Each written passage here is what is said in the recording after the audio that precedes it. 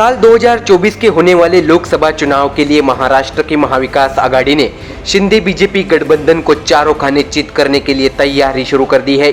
इतना ही नहीं, एमयूए के तीनों घटक दलों ने मिलकर राज्य के 48 लोकसभा सीटों के लिए सीट शेयरिंग का फॉर्मूला भी तय कर लिया है। बीते कस्बा उपचुनाव की तरह आगामी लोकसभा चुनाव भी एक साथ लड़ने की बात तय हो गई है।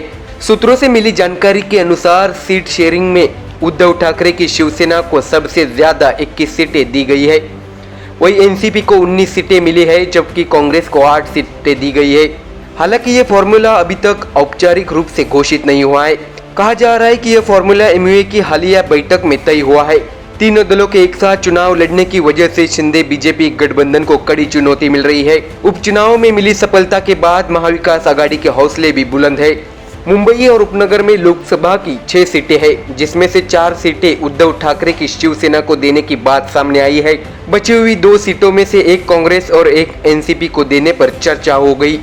बैठक में कांग्रेस को उत्तर मुंबई और एनसीपी को ईशान्य मुंबई से चुनाव लड़ने की बात कही गई है। हालांकि सवाल ये भी है कि उद्धव ठाकरे का खेमा बगावत के बाद पहले जितना मजबूत नहीं रहा है। ऐसे में उन्हें चुनाव में इतनी सीटें क्यों दी जा रही है?